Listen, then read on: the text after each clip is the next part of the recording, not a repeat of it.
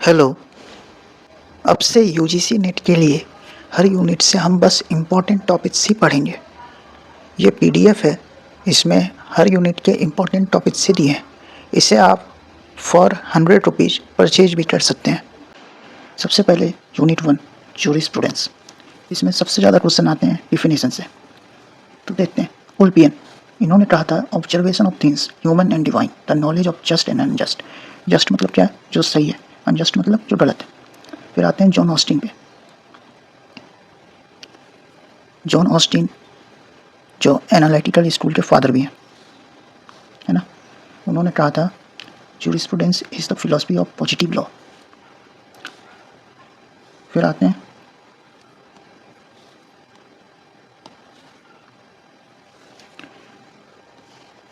Holland पे।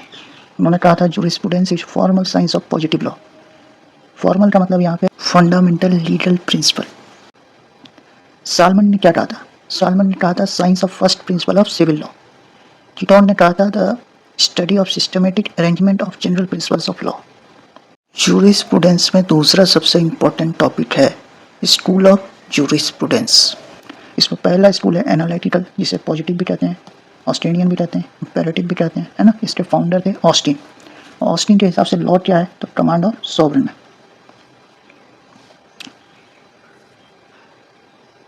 इस school के हिसाब से मॉरल्स की कोई जगह नहीं थी लॉ में, है ना। उसके बाद आते हैं हिस्टोरिकल स्कूल में। मॉन्टेस्क्यू पहला जूरिस्ट था, इसने हिस्टोरिकल स्कूल को फॉलो किया था।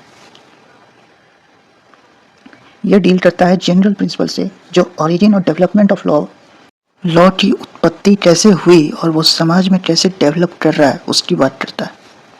फादर ऑफ हिस्टोरिकल स्कूल थे सेविग्नी। इसके दूसरे प्रोपाउंडर थे हेनरी मैन।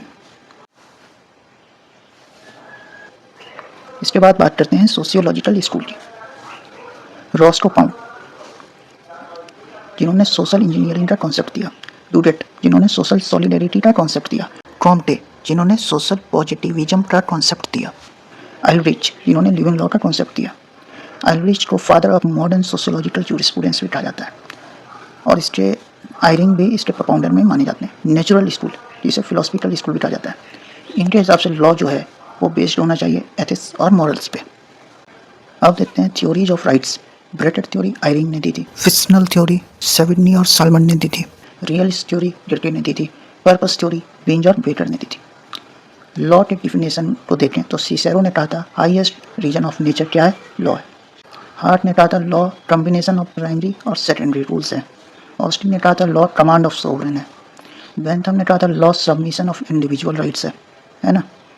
ग्रे के अनुसार law is what is propounded by the court. जो कोर्ट कह रहा है वही लॉ है। हॉलैंड ने कहा था ग्लू है, जो बाइंड करता है डिसऑर्गेनाइज सोसाइटी को। तो जूरिस्प्रूडेंस में ये मेन टॉपिक है।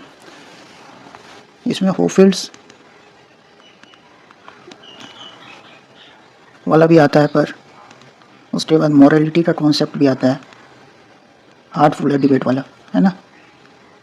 पर जो सबसे मेन टॉपिक है वो यही है। तो बिल्कुल ही जो मेन टॉपिक है वो हम पढ़ेंगे। अब इसके बाद कॉन्स्टिट्यूशन की बात करते हैं।